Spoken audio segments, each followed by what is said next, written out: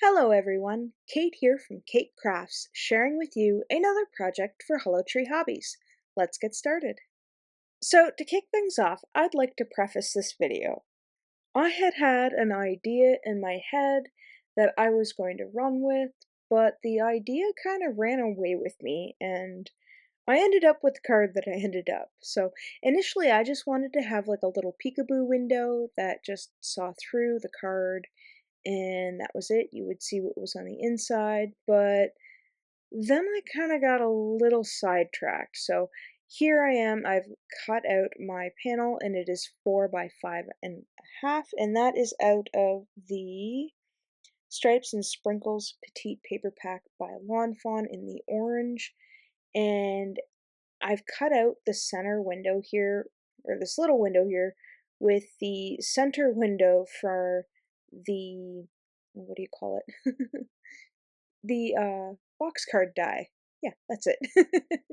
So then I thought I'd get a little creative here and I would add in this strip of orange from the cutout that I had, and I would cut out a little bit of the circle here and just add it to the inside because when I cut the circle, the washi tape ended up taking up some of my cardstock on the inside of the card, and I really didn't like how it looked. So, less is more is less, whatever you want to call it. I end up adding this little panel to the inside here and with the cutout as well. So it's almost like it's framed. And I end up coming back to this later on because I feel like it's incomplete after a while. So once I've got that mashed down, I'm going to go ahead and take my panel that I initially cut and go around with some double-sided tape here. And this is just going to ensure that my acetate gets stuck. Yep, you guessed it. We're making a window shaker. Now, this wasn't my intention when I started, but I just thought, oh, I like making those. Let's make one of those today. So that's what I got up to. So again, I have gone ahead on the inside, or sorry, on the front side of my cardstock here. So the wrong side that I cut, and I'm adding some more acetate so that way when you open the card you don't see the acetate on the outside, it's all tucked in nice and neat on the inside. And here we have some foam strips here, um, and we're going to go around in a circle as best as we can, or an oval. I find this a little bit finicky, but once you get it down it really does hold the job. So I'm very carefully trying to keep that release tape on there to keep my fingers from sticking everywhere, and I failed miserably. I'm sure there's a way to properly do this, but I'm not very versed in the very thin foam strips when it comes to this kind of stuff, so I end up taking that little scrap piece there and just adding it to the card. And then I'm going to go in with some more foam tape. Now, to spare you the trouble of using up all my foam tape, I have already gone ahead off camera and added it all and very carefully pulled up all of that release tape with very minimal mishaps. Now these guys are pretty staticky and they ended up jumping onto the little sticky bits, but I was still able to pull them off. So to save myself some face, I'm going to go around all of the double-sided tape here, the foam tape, and just add dots of glue. That way I have just a smidgen of wiggle room if I need to pull that paper up. And we end up coming into a little problem here in a minute. And I'll show you. You know that saying, measure twice and cut once? Well, I didn't happen to measure twice. And I realized I put the foam tape a little bit too far out. You can see here. And then I think, what can I do? You know what? I'm gonna go ahead and I'm off camera cut out this Let's Celebrate backdrop die in this bold, bright apple green color.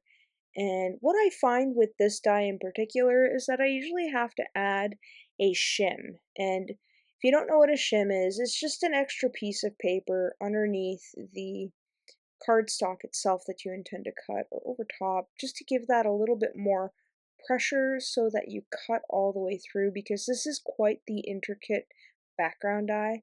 And as you see there, I had to re-glue on one of the little bits that I ended up ripping. So it's quite easy to mend.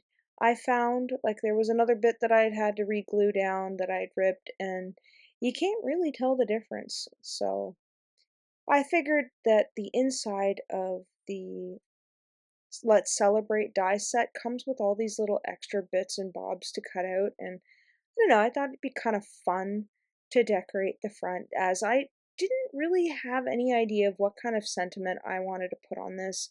And I thought it would be one of those great cards just to leave blank in case I come across somebody's birthday or somebody's having some sort of party to celebrate something. And yeah, I just figured I would leave this one blank so that way if I need something offhand, I have it and then I can go ahead and add my sentiment later.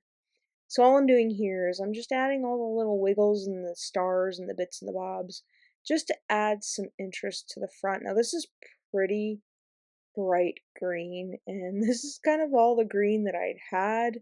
So I'm kind of making use of what I have. Now, I will list links to everything that I've used in today's video, as well as alternatives that I think that would look really great with this card idea. So again, I've got these little bits and bobs here. I'm just gluing down with my pickup stick, and then we're gonna go into that inside again. Now, remember how I had said I wasn't quite satisfied with how it looked? Well, I'd gone ahead and cut out another piece of the green leftover cardstock with that oval die.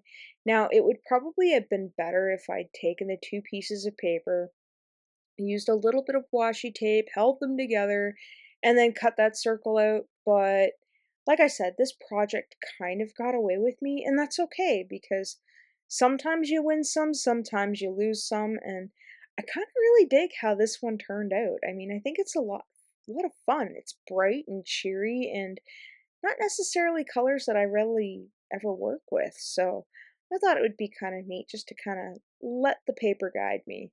So again, off camera, I've gone ahead and I've cut this out with the little oval stitch die, and I've used my scissor or my trimmer to trim it down and my scissors just to kind of round those corners to give you guys a rounded edge. And it is a little off even. It's not perfect, and I'm okay with that because it adds a little bit of quirkiness to it. So again, I've got these insides of the stars from the dies that I'd used to cut the little die out or the star outlet or outlines of the stars. You know what I mean. So here you have my finished card. I really hope you had fun coming along with me for this little journey into what Keight's going to make today.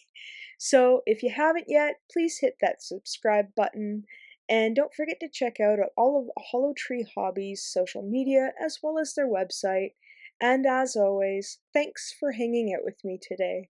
Take care.